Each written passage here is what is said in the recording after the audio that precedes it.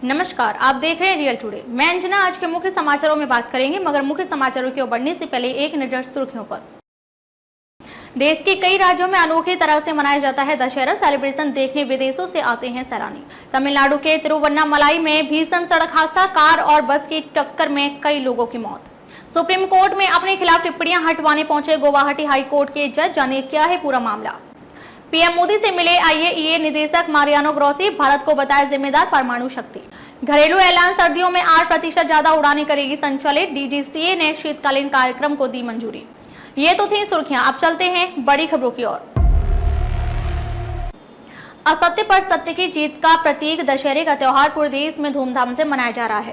देश के अलग अलग हिस्सों में यह त्योहार विभिन्न तरीकों से मनाया जाता है। विजयदशमी के जश्न में शामिल होने के लिए बड़ी तादाद में लोग एक जगह से दूसरी जगहों पर जाते हैं और दशहरे के इस पावन पर्व को मनाते हैं। बच्चों में दशहरे के मेले को लेकर खासा उत्साह होता है।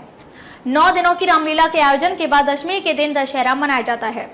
देश के कई जगहों पर दशहरे को अलग अलग नामों से भी जाना जाता है, जिसमें विजयदशमी, दशहरा, दशई आदि नाम शामिल हैं।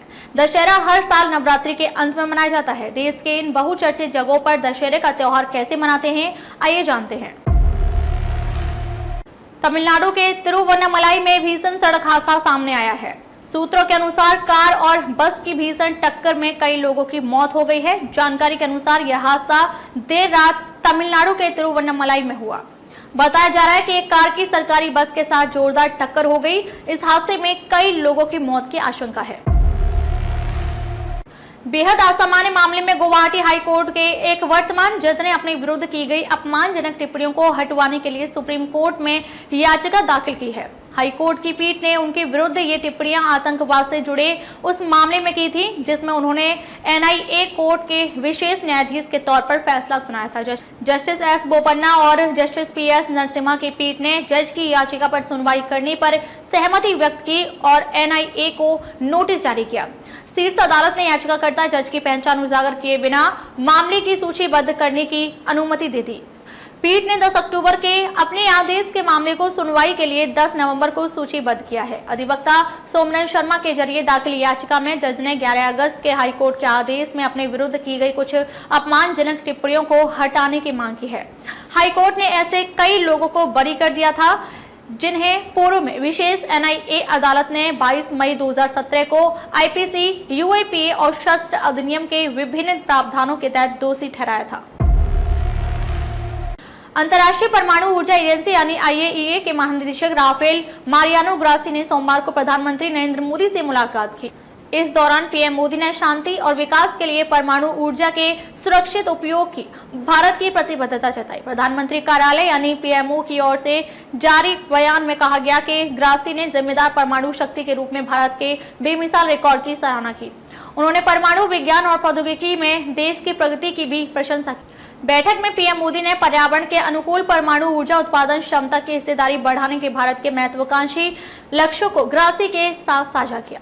ग्रोसी ने समाज के हित में असैन्य परमाणु अनुप्रयोगों में भारत की वैश्विक नेतृत्वकारी भूमिका की सराहना की। इसमें स्वास्थ्य, भोजन, जल शोधन, प्लास्टिक प्रदूषण और जलवायु परिवर्तन सहित मानवता के सामने आने वाली चुनौतियों से निपटने के लिए परमाणु प्रौद्योगिकी का उपयोग करने में भारत द्वारा की गई उल्लेखनीय प्रगति शामिल है। इस बीच आईएईए महानिदेशक ने विदेश मंत्री एस जयशंकर से भी मुलाकात की। जयशंकर ने एक्स पर पोस्ट किया, परमाणु ऊर्जा के महत्व पर चर्चा की। भारत हमेशा आईएईए का मजबूत और विश्वसनीय भागीदार रहेगा। भारतीय विमानन कंपनियां उड़ानों की बढ़ती मांग को देखते हुए आने वाली सर्दियों में प्रति सप्ताह 23,732 उड़ानें संचालित करेगी, जो पिछले साल से 8% अधिक है। विमानन क्षेत्र के नियामक डीजीसीए ने विमानन कंपनियों के लिए उड़ानों के शीतकालीन कार्यक्रम को मंजूरी दे दी है। शीतकालीन सत्र 29 अक्टूबर से अगले साल 30 मार्च तक चलेगा। हालांकि इस उड़ान कार्यक्रम में दिवालिया प्रक्रिया से गुजर रही गो फर्स्ट शामिल नहीं की गई है। उसकी उड़ानें 3 मई से ही बंद हैं। नागर विमानन महानिदेशालय यानी डीजीसीए ने सोमवार को कहा कि शीतकालीन सत्र 2023 के दौरान 118 एयरपोर्ट से प्रति सप्ताह 23,732 उड़ानें भरी जाएंगी। मालूम हो कि पिछले साल शीतकालीन सत्र में 106 एयरपोर्टों से प्रति सप्ताह 21,941 उड़ानों का संचालन हुआ था। इस तरह साप्ताहिक उड़ान संख्या के मामले में इस साल 8.16% वृद्धि हुई है।